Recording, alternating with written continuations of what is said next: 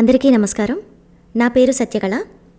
ఈరోజు మనం పద్మావతి చలంచర్ల గారు రాసిన వంటొచ్చిన మొగుడు అనే కథను విందాం. మిక్సీ కింద ఉన్న అల్మారాలో తెల్ల డబ్బాలో ఉన్నది ఉప్పు కాదా అన్న మాటతో హాల్లోని సోఫాలో కూర్చుని పరీక్ష పేపర్లు దిద్దుతున్న వాసంతి తుళ్ళుపాటుతో తలెత్తి చూసింది. హాలు లోపల గోడకి ఆనుకొని మోచేతి వరకు ఇడ్లీ పిండి అంటిన చేత్తో జవాబు కోసం చూస్తూ నించున్నాడు నందకిషోర్.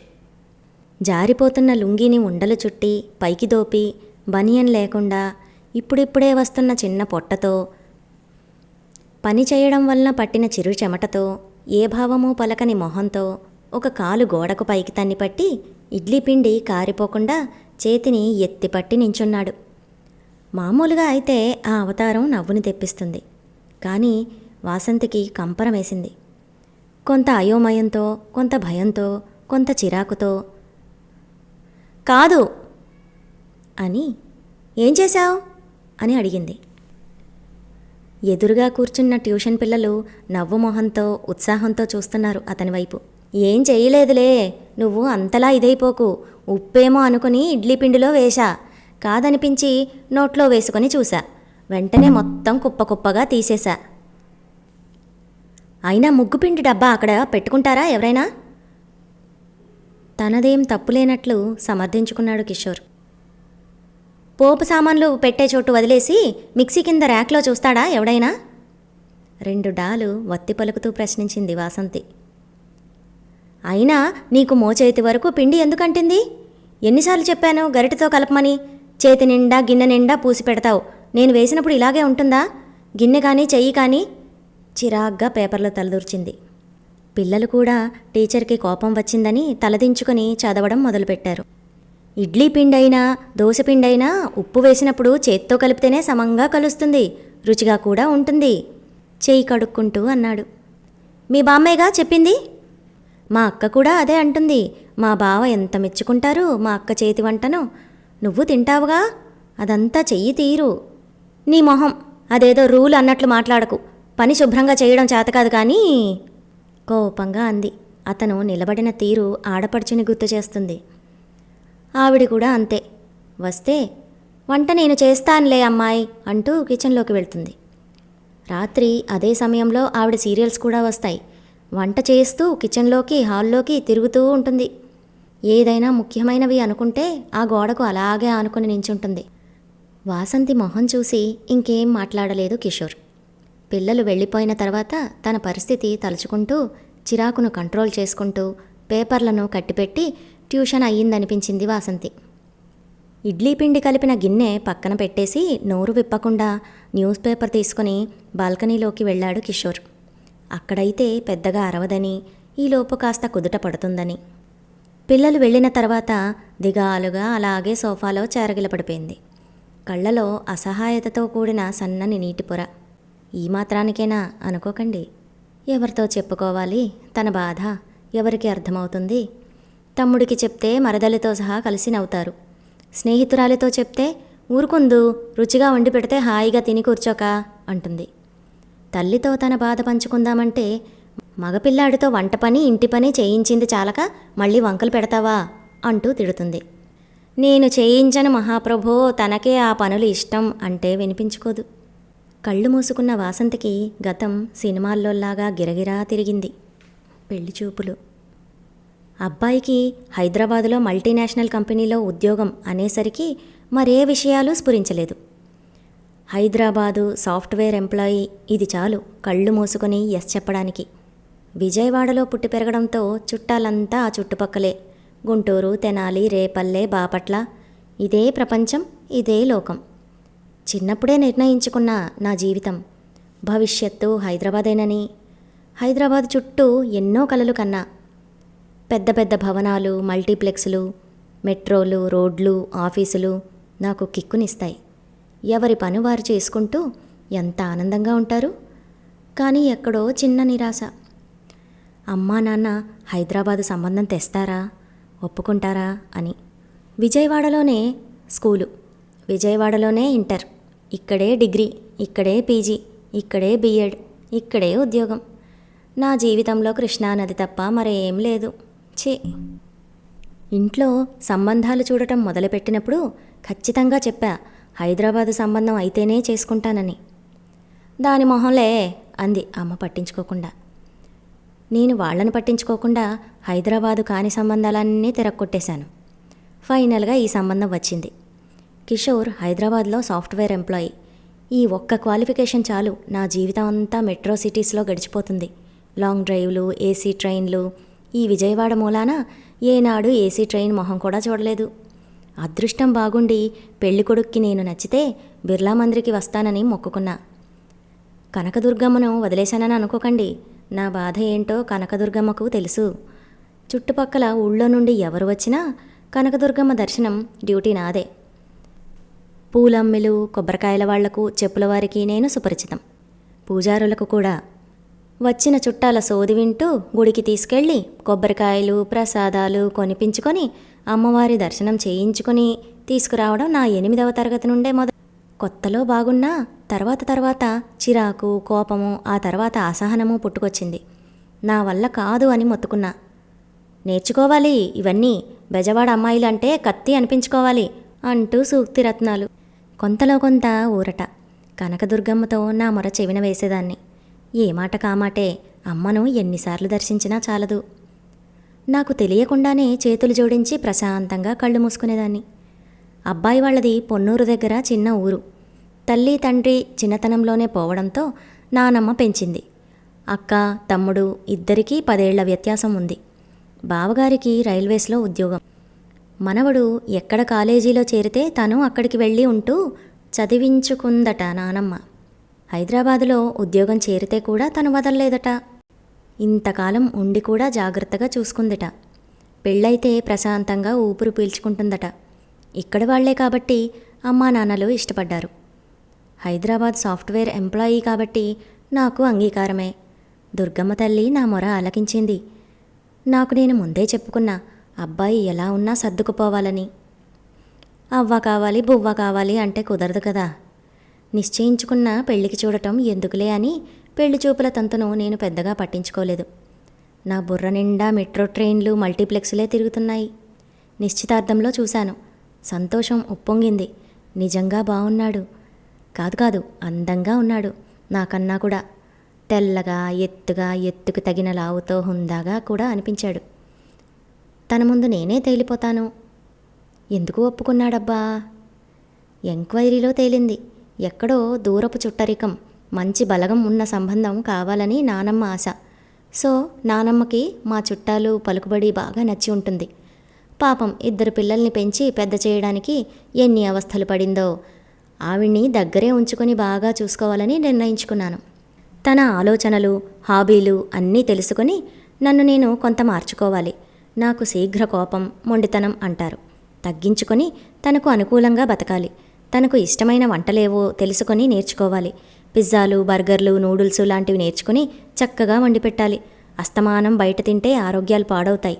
తనకి జీన్స్, టాప్స్ ఇష్టమైతే అలవాటు చేసుకోవాలి. ఇప్పుడు వేసుకోవచ్చు, కానీ ఈ విజయవాడకి, మా చుట్టాల లెవెల్కి ఈ డ్రెస్సులు చాలే అని నేనే వేసుకోను. ఇప్పుడు నన్ను నేను మోడర్న్గా మార్చుకోవాలి. వీకెండ్ పార్టీలకు అలవాటు పడాలి. ఓపెన్ హెయిర్ చాలా బాగుంటుంది. తన ఇష్టాన్ని బట్టి కట్ చేయించుకోవాలి. నాది పెద్ద జుట్టే, నడుం వరకు ఒత్తుగా ఉంటుంది. దానికి నూనె రాసి గట్టిగా జడవేస్తాను. నన్ను చూసి మా విజయవాడ అమ్మాయిలు మొరటుగా, బండగా ఉంటారు అనుకోకండి. ఇక్కడ చాలా ఫ్యాషనబుల్గా ఉంటారు. నాకే ఎప్పుడో ఎందుకో తెలియదు, కానీ ఈ విజయవాడ లెవెల్కి ఇది చాలే అనేది బుర్రలో ముద్రితమైపోయి ఉంది. హైదరాబాదు నేను కోరుకున్న నగరం. నేను కోరుకున్నట్లుగా సాఫ్ట్వేర్ భర్త. పెళ్లి సమయంలో తనకి కూడా వంట వచ్చని తెలిసి మురిసిపోయాను. చుట్టాలు, స్నేహితులు కూడా నాది అదృష్టం అన్నారు. ఇద్దరూ కలిసి పనిచేసుకుంటూ హాయిగా ఉండొచ్చంటూ. మగవాళ్లకు వంట రాకపోవడం వల్ల తామేం ఇబ్బందులు పడుతోంది ఏకరూ పెట్టారు. నన్ను దుర్గమ్మ తల్లి చల్లగా చూస్తుందని, చిన్నప్పటి నుంచి చేసుకున్న దర్శనాల పుణ్యం ఎటూ పోలేదని అర్థమైంది. కొద్ది రోజుల విశ్రాంతి తర్వాత నాకు తోచిన ఉద్యోగంలో కాలక్షేపం చెయ్యాలని నా ఆలోచన. కిషోర్ జాగ్రత్త కలవాడనుకుంటా.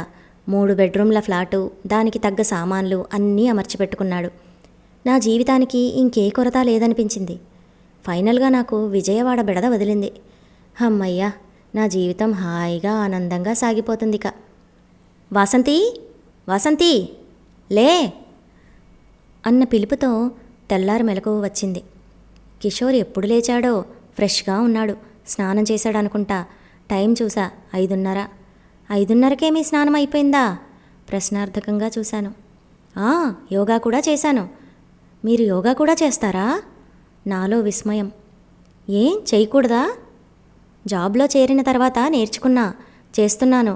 మంచి అలవాట్లు మంచిదేగా వసు అన్నాడు నవ్వుతూ.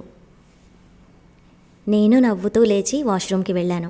వచ్చేసరికి బాల్కనీలో 2 కాఫీలు, వేడివేడిగా పొగలు చిమ్ముతూ, చల్లని వాతావరణం.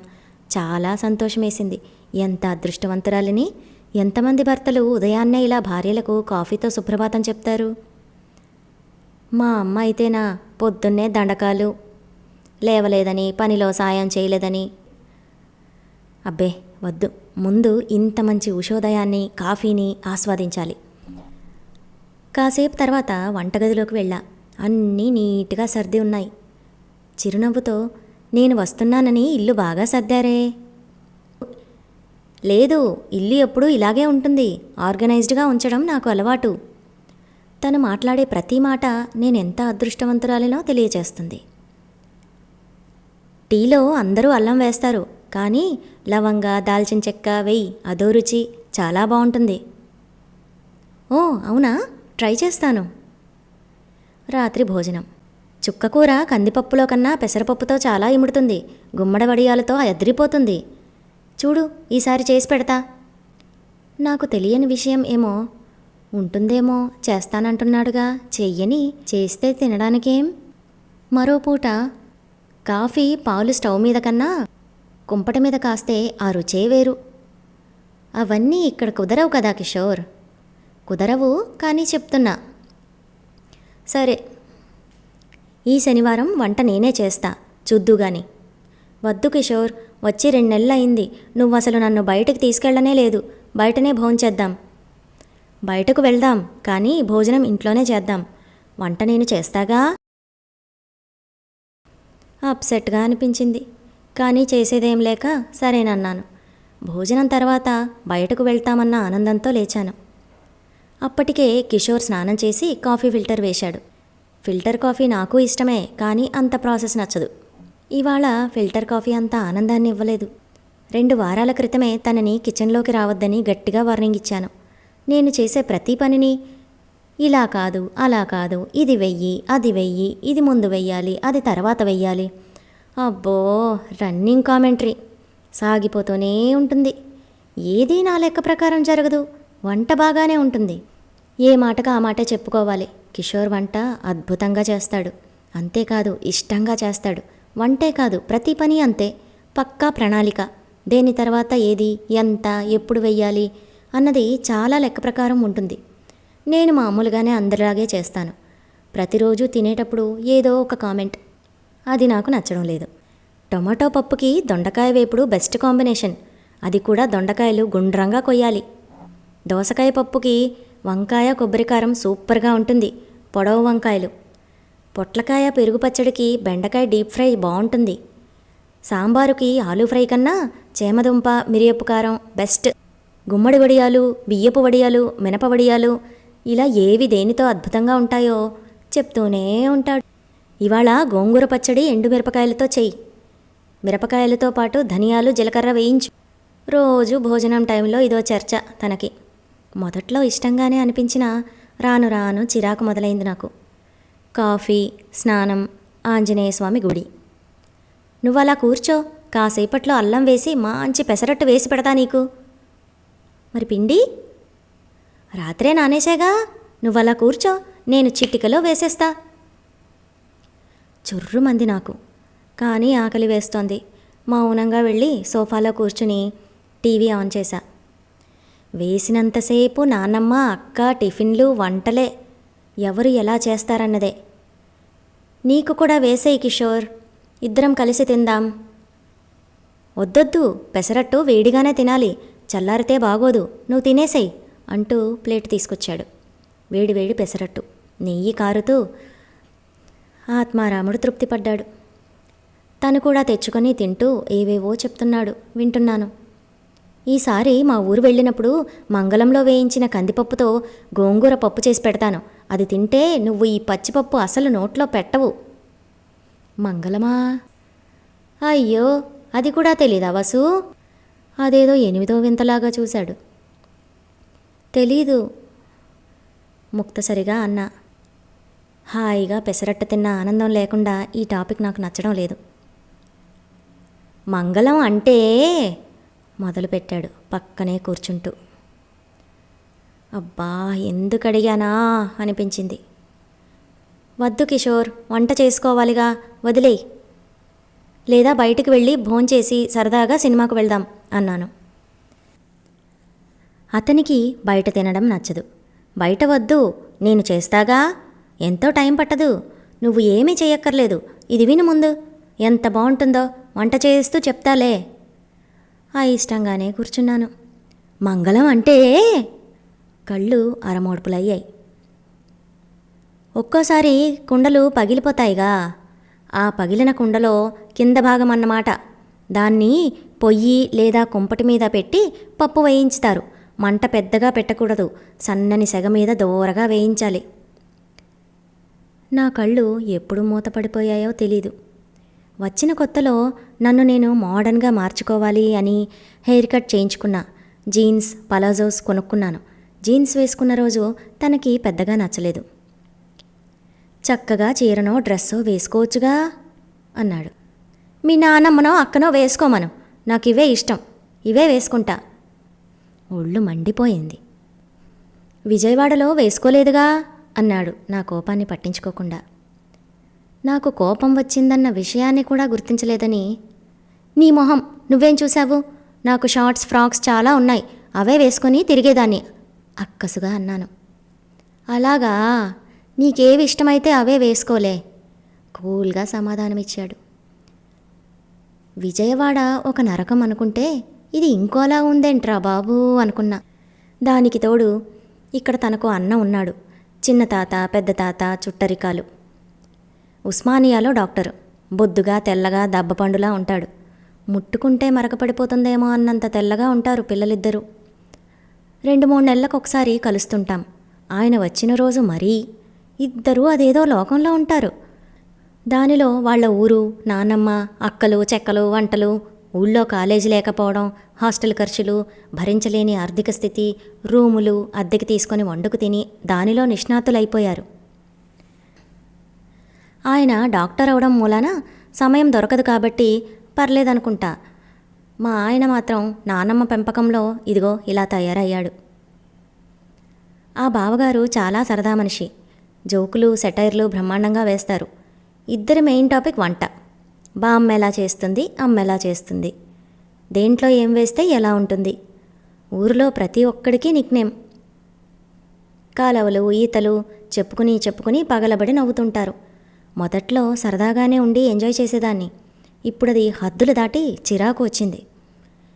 ఎన్నోసార్లు వార్నింగ్ ఇచ్చాను, వంటగది వైపు రావద్దని, వంట గురించి మాట్లాడవద్దని, వంకలు పెట్టవద్దని. కొంత కంట్రోల్లోకి వచ్చాడు. ఆ చెయ్యి ఎత్తిపట్టి గోడకు ఆనుకున్న తీరు గుర్తొచ్చి ఒళ్ళు మండిపోతోంది. బాల్కనీలోకి వెళ్ళి చూసా. బిక్కమొహంతో పేపర్ చూస్తున్నాడు. తిరిగి వచ్చి సోఫాలో కూర్చున్నా. కళ్ళు మూసుకున్నా. అసలు ఎందుకు నాకు ఈ అసహనం? ఏం తక్కువ అయింది నాకు? ఏమిటి తనతో ప్రాబ్లం? తాగుతాడా? లేదు. పబ్బులు, పార్టీలు అంటూ తిరుగుతాడా? లేదు. ఆఫీసు పని అంటూ నన్ను పట్టించుకోకుండా ఉంటాడా? లేదు. పోనీ అమ్మాయిల వెంట పడతాడా? లేదు. ఆ మొహానికి అంత తెలివి కూడానా? సినిమాలు, షికార్లు వద్దంటూ నన్ను కట్టడి చేస్తాడా? లేదు. తనకిష్టం ఉన్నా లేకున్నా నా కోసం వస్తాడు. నాన్నమ్మ పెంపకంలో అతి జాగ్రత్తగా పెరిగాడు. అలాగే అతి మంచిగా కూడా తయారయ్యాడు. జీవితాన్ని పద్ధతిగా జీవించాలి అనుకుంటాడు. అన్నింటికీ మించి నన్ను ఏనాడూ ఒక మాట అనడు. చాలామంది భర్తల్లా భార్యని చిన్నచూపు చూడడు. నాన్న, బాబాయిలు, అమ్మను, పిన్నిలను ఎలా ట్రీట్ చేస్తారు? అసలు స్వాతంత్ర్యం ఉందా? వాళ్ళ అజమాయిషీని భరిస్తూ అలా బతికేస్తూ ఉంటారు. నేను ఉద్యోగం చేయడం, చేయకపోవడం నా ఇష్టానికే వదిలేశాడు. నేను ఫ్రాక్స్, జీన్స్ ఏం వేసుకున్నా అభ్యంతరం చెప్పడు. నన్ను నేను అప్డేట్గా ఉంచుకోవడం కోసం బోధన నాకు ఇష్టం కాబట్టి స్కూల్లో ఉద్యోగం చేస్తున్నా. దేనికి అడ్డు చెప్పడు. స్త్రీలకు పెద్దలకు గౌరవం ఇవ్వాలంటాడు. వీటన్నిటిలో ఏం తప్పు ఉంది? నాకు తను అవుట్డేటెడ్గా ఎందుకు అనిపిస్తున్నాడు? నాకెలా టీచింగ్ మీద ఇష్టమో తనకి వంట మీద ఇష్టం కావచ్చు. అది నాకెందుకు కష్టాన్ని కలిగిస్తోంది? లేచి బాల్కనీలోకి వెళ్ళా. బాచీ, ఆకలేస్తోంది, అన్నం తిందాంరా. బాచీ అంటే అది వాళ్ళ నానమ్మగారి పిలుపు. ఉల్లిపాయలు సన్నగా తరిగి అల్లం పచ్చిమిర్చి వేసి 1 స్పూన్ శనగపిండి కలిపి కొత్తిమీర కరివేపాకు దిట్టంగా వేసి ఆమ్లెట్ వేద్దురా, ఈలోపు నేను అన్నీ సర్దుతా, తనకిష్టమైన వివరణతో చెప్పా. వెటకారం ఉందేమోనని నా మొహంలోకి చూశాడు. లేదు, మామూలుగానే ఉంది. ఈవేళ అలా కాదు, ఎండుమిర్చి ఫ్లేక్స్, కచ్చాపచ్చాగా దంచిన 4 మిరియాలు, శొంఠి పొడి వేసి చేస్తా, చూడు ఎలా ఉంటుందో ఉత్సాహంతో లేచాడు. అబ్బా, ఈ వంటొచ్చిన మొగుడితో ఎలాగమ్మా వేగేది? అదండి ఇవాల్టి కథ. చాలా బాగుంది కదా. మరి రచయిత్రి గారి కోసం నా కోసం ఒక లైక్ తప్పకుండా చేయండి. అలాగే సబ్స్క్రైబ్ చేసి మీ వాళ్ళకు షేర్ చేయడం మర్చిపోకండి. మరో కథతో మళ్ళీ కలుద్దాం.